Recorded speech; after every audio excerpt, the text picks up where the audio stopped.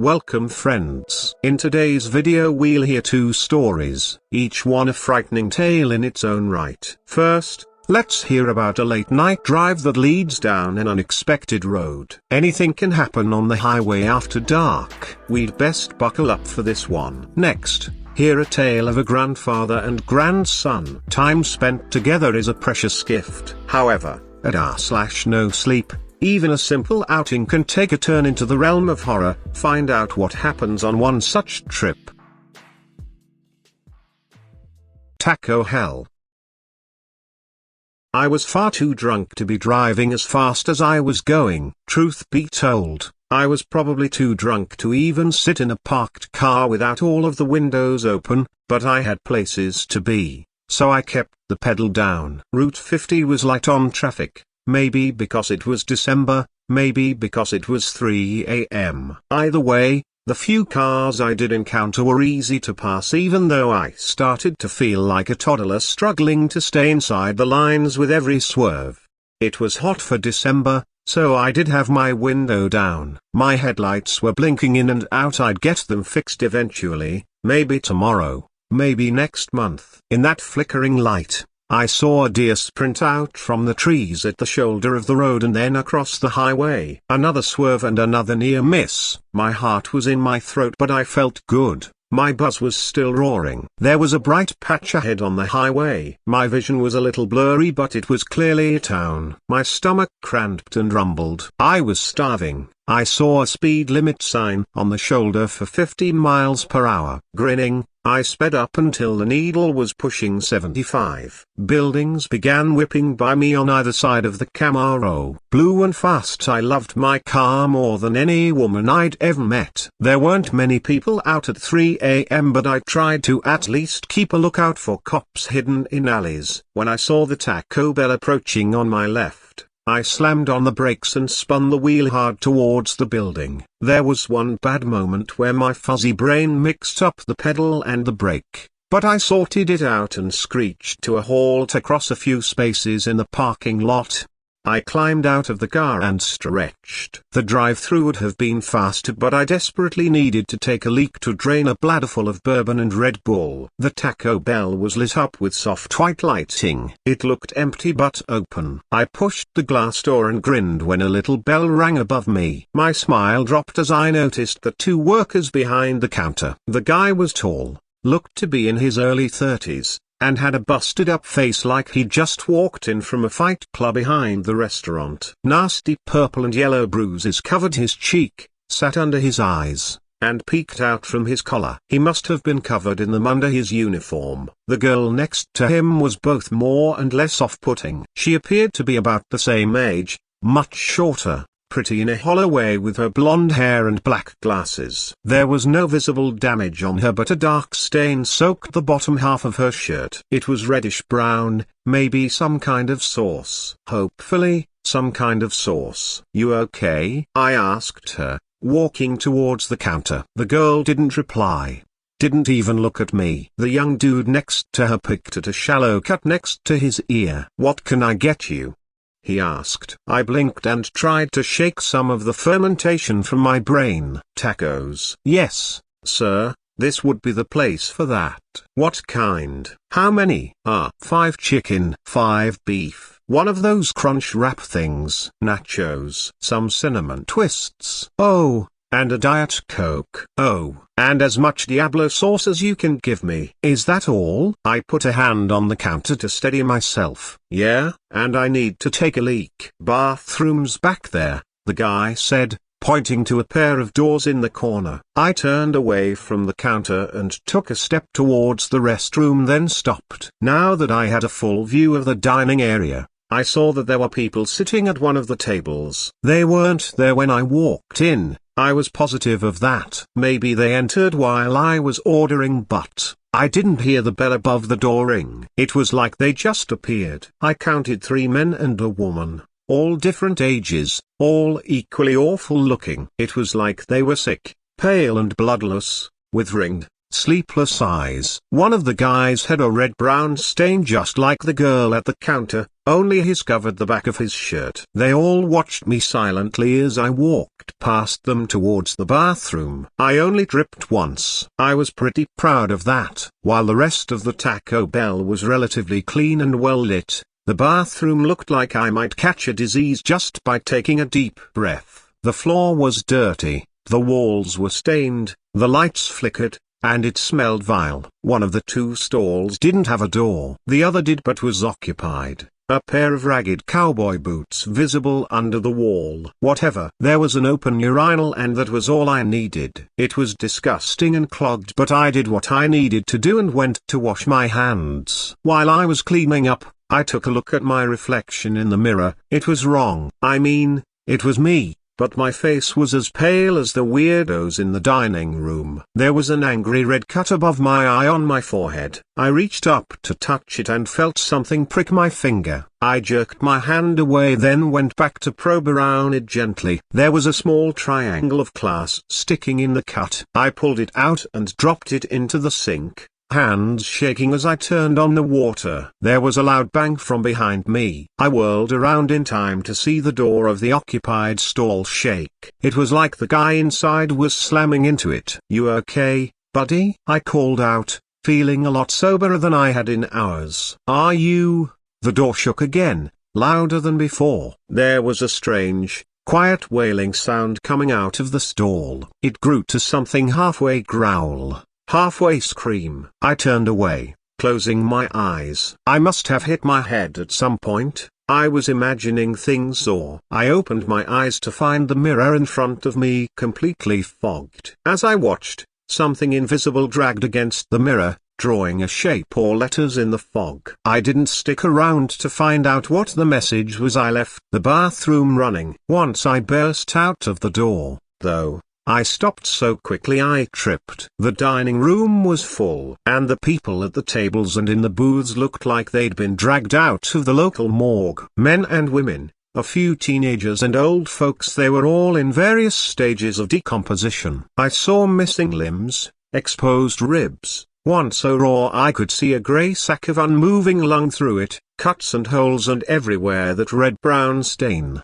The interior of the restaurant didn't look so clean anymore, either. Now it resembled the bathroom, with mold in the corners and a thick, white-green fluid in puddles on the floor. Everything reeked. I couldn't tell if it was the decaying people or the dirty room, but the smell was like a physical force, scorching my throat and eyes and twisting my stomach. "Your order, bud," a voice said behind me. I turned and saw the guy from the counter carrying a tray full of rotting food. The tacos were covered in a fuzzy mold and the rest of the pile was alive with a squirming knot of glossy white maggots. I slapped the tray and stumbled back, then ran for the door. The little bell from earlier was now just a rusted lump. I pressed against the bar again and again, but the door wouldn't open. The dead things behind me were laughing. Soft at first, then hysterically, as I slammed my shoulder into the glass so hard I bounced off. Their laughter became a buzz like flies over summer roadkill. The door's locked, I heard the man from the counter say. "You can't leave." "The hell I can't," I growled, standing up. I felt something grab me and press my face against the glass door. "Look," a deep voice demanded. I did. Then I began to sob. In the orange sodium glow of the parking lot lamps, I saw my Camaro. It was destroyed, wrapped halfway around a streetlight. It was no longer a car, only a lump of metal and broken glass. What I saw lying in the parking lot was worse, though. A man, just my size, dressed just like me, crumpled like a doll dropped from up high, soaking in a pool of blood.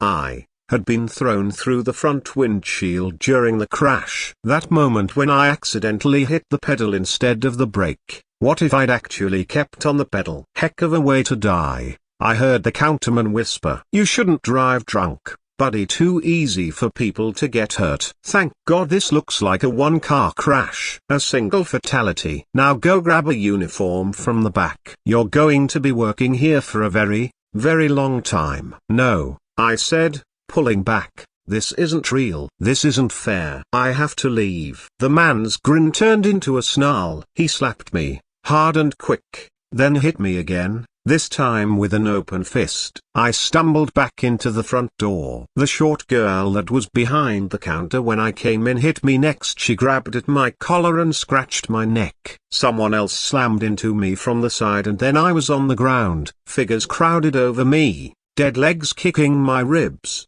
stomping me, grinding me into the tile. Blows fell on me like hail on a window. I begged and screamed and whimpered but they kept hitting me. Then, searing agony, the man was pressing his open palm to my chest, burning me, branding me. Eventually, the dead pulled back. I stood up, bruised and ruined, and decided to take my chance. I ran at the locked door, arms in front of my face to protect my eyes. I jumped and felt the glass break and I woke up on the pavement feeling like every bone in my body was broken. Ugh, I groaned, spitting out a tooth. Someone was standing over me. I flinched when they leaned down. "Easy, buddy," a voice said. I called 911. "They'll be here soon." I blacked out and woke up much later in a hospital bed. The doctors told me I was lucky to be alive after the crash and being ejected through the windshield of my Camaro. My injuries from the accident were severe but non-fatal: a broken arm, 4 busted ribs, a concussion, 2 lost teeth and another cracked, as well as every inch of me covered in road burns and deep bruises. Since it was a DUI, I wouldn't be driving again anytime soon and could face fines, maybe even some jail time. I accept that. Whatever the consequences, I know that I truly am lucky. I escaped hell. What I didn't escape, though, was a permanent reminder of my visit. There's a puckered red scar on my chest in the shape of a large handprint. The burn aches every day but most of all whenever a dark thought enters my mind. I went fishing with my grandfather. Something followed us home. Hey everyone, not sure how to start this post, so I'll just introduce myself and start from the beginning. My name is Jared, I'm 17 years old now, but the events that I'm about to tell you happened about 5 years ago. It starts with me and my grandfather William. We were going fishing just like we had many times before, in our little boat, in the middle of a lake. I loved those moments with my grandfather. It was relaxing and he would tell me stories all day long. One day it all changed, however, a day I wish never happened. Still, after 5 years, I'm not forgetting any details, it's still burned deep into my mind. It started out normal enough. We gathered our fishing gear, got it in the back of our truck, and hopped in. We headed out for the lake and the drive went by smoothly. After we got there, we transferred all of our gear from the truck into the boat and got in ourselves, letting the water carry the boat as we made our way a bit deeper. It was beautiful out in the water, surrounded by nature, our boat gently rocking left and right. It was a great lifestyle and we both loved it. As we were casting our fishing rods, my grandpa telling me one of his many stories, I noticed a glinting a bit in front of our boat. I pointed it out to my grandfather, who decided to try to fish it out. Maybe it was a necklace or something, and we thought it would be cool if we found something like that in the water. As my grandfather cast his line and started to roll it back, I could see he didn't catch the shining object. He did catch something though. I could see it even under the water. As he pulled the object out, we could both see it was a bone. Weird, we thought, but nothing out of the ordinary. It was small enough to be a fish bone or something, so he just cast the line again. This time, however, the line seemed to struggle with the weight, but we could see the shining object coming up. As he was bringing it out, I could see the object was attached to something bigger, but in the water I thought it could just be some random trash laying around. As he got it out of the water, however, it all changed. What we saw in front of us was without a doubt a human skull, and there was a pendant attached around one of the eye sockets. My grandfather quickly tossed the fishing rod from his hands and he wanted to go home immediately. We didn't bring cell phones, so we had to get back home to call the police. We made it back and in a rush we jumped into the truck as he sped off. It was slowly starting to get dark, and as we made our way home, forest surrounding us. I thought I could see a shadowy figure running along our side in the forest on multiple occasions. I didn't bring it up to my grandpa, however, because it looked like it was humanoid but running on 4 legs, and I was sure humans can't run that fast, so I just thought it was my imagination because I was scared. When we got home, my grandpa called the police and told them where the lake was and that there was a fishing pole there too. Some officers came to our house too to get a report, and we explained how we came across it. They thanked us for our time and were on their way as me and my grandfather watched behind. That night I had trouble sleeping, waking up multiple times to see a shadowy figure in the corner of my room, just for it to be gone after I blinked again. I woke up the next morning, feeling tired like I had ran a marathon instead of sleeping. I got down and my mom had already cooked me some waffles for breakfast, which made the morning a bit more bearable. I loved waffles. I finished up eating and headed outside to play with my friends, but I could never shake the feeling of being watched. When I brought it up to my friends, they would say that they felt normal and that I'm just paranoid. I believed them. I hadn't seen anything after all, and I was ruining fun for myself and them because of my paranoia. It still didn't help. In fact, every day that went by the feeling became stronger and more frequent. It had gotten to the point where I didn't want to leave my house at all, because I was feeling unsafe. When my grandfather saw me acting strange, he asked me what was wrong. "I don't know, Grandpa. I saw something moving parallel to our car when we were coming back from that lake," I said, expecting him to comfort me and say how everything is going to be fine. What I saw instead was a look of pure terror and panic on my grandfather's face as he got up and frantically paced around the room. "They followed us. I should have known they followed us. They never found the damned skull. It was a trap all along," he said as I saw a couple of tears forming in his eyes. "Why the hell are you telling me this now, huh? Why didn't you tell me earlier?" he yelled as I started to cry, thinking I had done something terrible. "I'm sorry, Grandpa. I thought it was my mind playing tricks on me because I was scared. I couldn't." I trailed off as tears coated my cheeks and dripped down from my face. My grandpa didn't even look at me as he headed for the stairs. "We're doomed." I could hear him mumble as he made his way up. I couldn't sleep at all that night. I felt guilty. I didn't know why was my grandfather so upset. Sure, I could sometimes see a figure in the shadows or feel someone watching me, but it never affected me otherwise. When it was about 4 a.m., and I could finally feel my eyes getting heavy, I could hear some sort of chanting sound mixed with buzzing. Right after that I heard a loud crash in the hallway. I didn't know what it was, but I was too scared to look. I stayed in my bed until I heard my mom scream loudly. I jumped out of bed, not caring about the fear anymore, thinking something bad has happened to my mother. As I rush out to the hallway, I see my mother crying over my grandpa who was laying on the floor. When I got closer I saw the reason there was crying. My grandpa looked like he had drowned, blue color enveloping his skin, his clothes wet. I couldn't hold my vomit in any longer. I puked all over the floor, feeling nauseous and lightheaded as I passed out. I woke up in my room, my mother sitting next to me on a chair. She hugged me after I woke up and cried on my shoulder. I asked her if Grandpa was dead and she just nodded her head. His lungs were full of water. No one knows how it happened or how was he able to get to the hallway with his lungs full of water. It was all a mystery. My mother did, however, report that she heard whispered chants along with buzzing. After I told her I heard the same thing, she was shocked, thinking it was all in her head from the lack of sleep she'd been getting recently.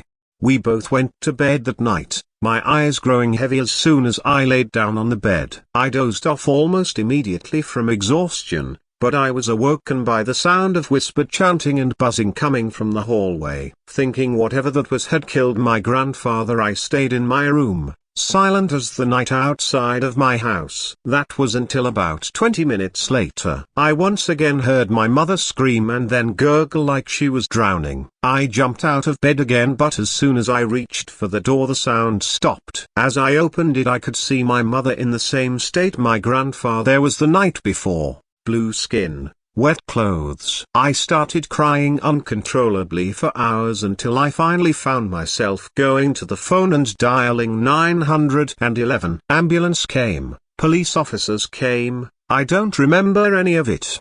The funeral, those couple of days went by in a blur. I found myself in a foster home right up until last month. They let me come back to my property because I was turning 18 soon. As I'm writing this, there is a sound in front of my door. It sounds like whispered chanting and buzzing. I think they are waiting until 12 a.m. when I turn 18. This is probably my last day here, and I wanted to post this as a warning to everyone. If there is a shiny object in the water while you're fishing, turn around and go home. It's not worth it. I hope you enjoyed the video. What did you think? Will either story keep you up at night? If so, which one? What parts will haunt your dreams tonight? I think the idea of being followed home by an apparition is terrifying. I'm not sure what I would do. What would you do in either situation? Could you keep your head on straight? Let us know in the comments below. As always, be sure to smash that like button, subscribe to the channel, share the video with a friend, and ring the bell so you never miss a story. Until next time, sleep well friends, and thank you for tuning in.